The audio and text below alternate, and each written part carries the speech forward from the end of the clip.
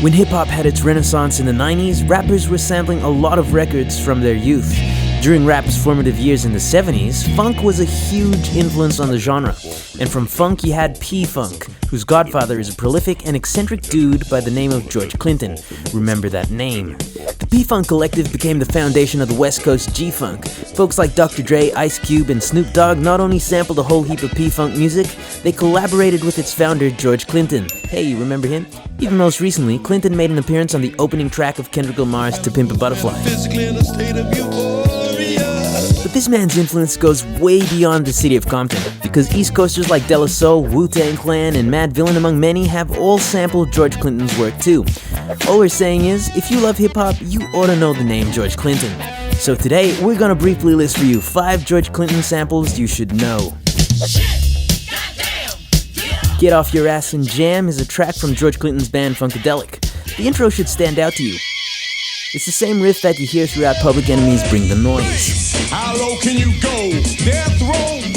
It also makes an appearance on N.W.A's 100 Miles in Runnin, albeit subtly. In fact, the usage here was the crux in a landmark court case in 2004 that resulted in the ruling that every music sample must be paid for, regardless of how small or noticeable the usage is.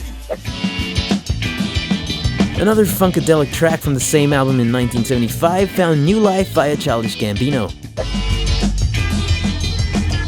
Yeah, taking a sidestep from hip-hop to highlight this one, because Donald Glover, on his recent outing as Childish Gambino, dropped the rap and took up the funk on Awaken My Love.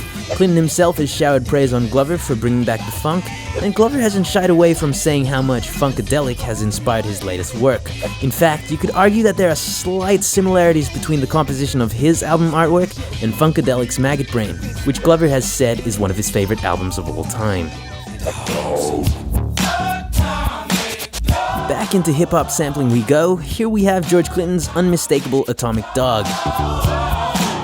Even if you're not familiar with this one entirely, you'd most definitely be familiar with one of its hooks. Yep, you've heard this one pop up many times, so here's a rapid fire of a few of them. There's Snoop Dogg, Snoop again, another one by Snoop, oh, and one by Snoop's protege, Lil Bow Wow. Yeah, there's a trend here for sure. However, Snoop Dogg's love for George Clinton's work goes beyond the Atomic Dog. He's been given Clinton's blessing, has sampled a whole bunch of Clinton's work, and has also worked alongside Clinton himself on numerous occasions. Knee Deep has been sampled many a time. It's appeared on cuts by Dr. Dre, Tupac, LL Cool J, and most notably De La Soul.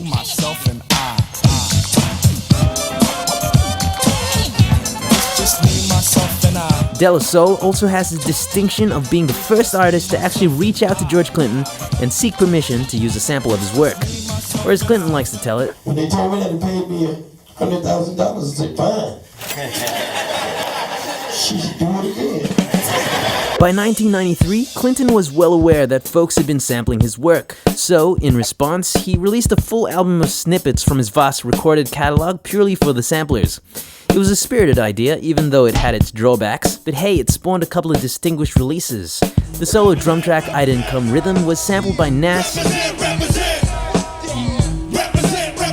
Crooklyn Dodgers 95, and Snoop Dogg. Again, if you comb through Snoop's 90s catalog, you'll find a buttload of George Clinton samples. One of the awesome things about George Clinton is that he didn't hate on the hip-hop community when he found out that they had been sampling his music extensively.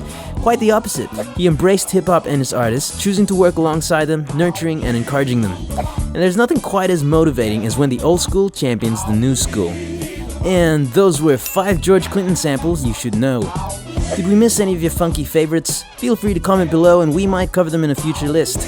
You can also catch the godfather of funk in action when he and Parliament Funkadelic roll into Melbourne on the 27th of September and Sydney on the 28th. So yeah, until next time, I've been Michael for the Culture Kids on Tone Deaf. Bye.